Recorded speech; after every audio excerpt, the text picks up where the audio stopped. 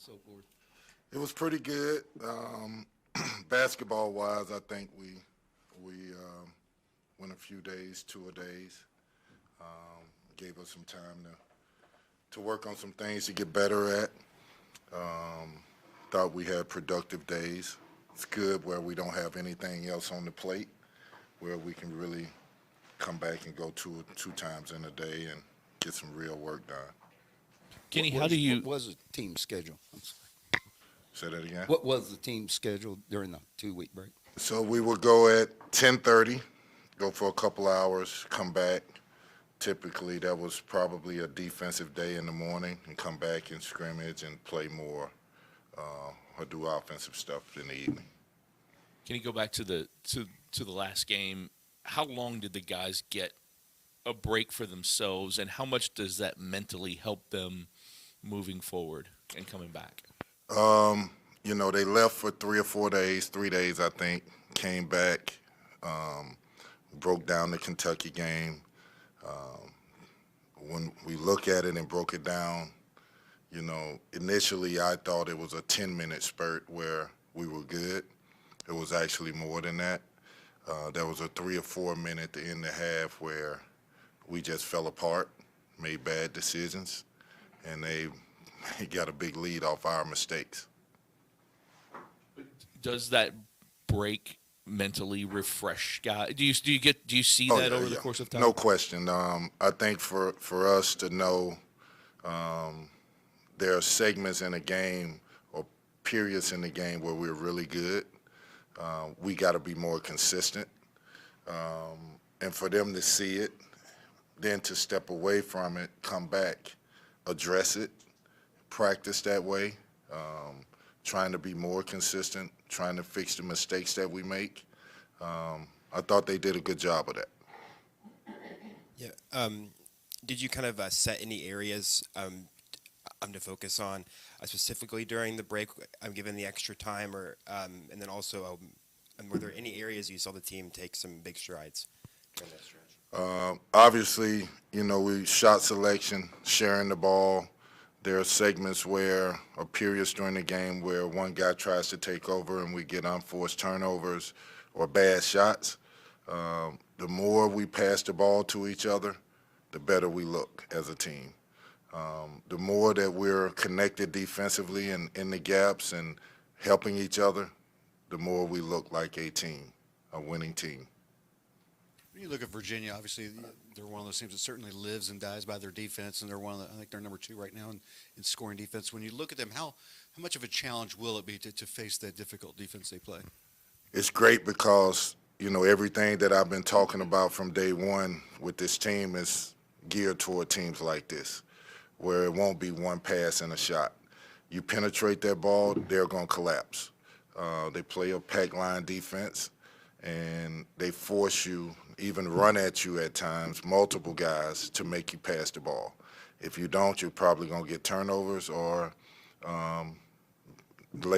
They're going to get layups on the other end. So this is geared toward what I've been preaching from day one. Good teams that play in gaps, that force you to pass the ball to each other, we have to do that. Is everybody back healthy and available? Not yet. I think that JJ is getting closer.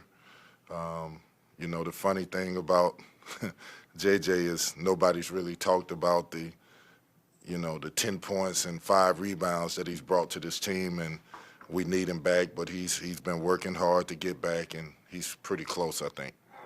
And Dennis is still day-to-day. So either one probably won't play against Virginia? Don't know yet. I'm waiting to see. I'm hoping.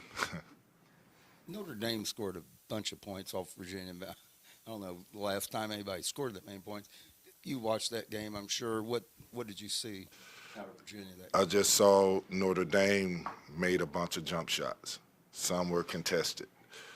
They did a good job, really good job of driving and passing the ball to each other. Got a bunch of threes. And, it's hard to evaluate the game by that game because, some of those shots that Notre Dame made was tough jump shots. Yeah, kind of bouncing off that point. We know what a Tony Bennett team is capable of when they're playing at their full potential. But they have had those shaky games so far this year against Notre Dame and Memphis. Is there anything that when you're watching tape about those games maybe stands out to us why they haven't been able to click? Great question. Those two games were not in Virginia. You know, when we look at it, you know, when I watch the team with the guys and we look at the game, I ask the team, what are you noticing? Well, the big thing is they're not at home. Do you think they're going to miss this many shots? Do you think they're not going to be sharp when they're at home? You're going to get their best game. They're coming off 2 losses. They're going to play very well. They're going to play with great energy. You got to be ready for it. Kind of bouncing off that too, with still looking for that first road victory. Obviously every game's different, but is there anything maybe consistent through all these road games that you've seen that you just still need to get over that hump to finally get that done? I just think we have to be a little more consistent during patches where, you know, it's going to be a game of runs. We're going to get a run, they're going to get a run. And so we have to be focused, locked in, attention to detail to make sure that our lulls aren't extended.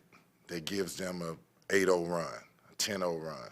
We have to be better at that. We have to be able to close a gap, keep the game tight, or separate from them. Take good shots, play defense together. Don't give up. You know, a lot of times what we're giving up are nothing plays, where a guy didn't see a man or didn't see man and ball, the guy back cuts, layup. Or we're in help position, but we don't help and they lay the ball up. Those kind of plays. Kenny, when you have a guy like McNeely who's sitting like 45%, I think, from 3, what do you have to do defensively to know? He's not the only one that can score it, but he's the one that when he shoots it, it's pretty much going in. Great shooter. We have to run him off the line because he can make threes. He can make contested threes. He cannot have space. You have to know where he is at all times. You can't really just focus on him because the point guard is really good, and he creates problems because he gets downhill. And it's natural to try to get in the gaps and help off of him, and you give up a 3 by doing that. What have you seen? You know, you've got the league games coming up. What have you seen out of the league so far? Hadn't really spent a bunch of time looking at league stuff. For me, it's been more game to game. You know, like I spend these days worried about Virginia. And I wish I had the luxury of worrying about Carolina or Pittsburgh before we play them. I don't. We have to make sure that we lock in, or I lock in to what we have in front of us first. Anything else for Coach? All right. All right, guys.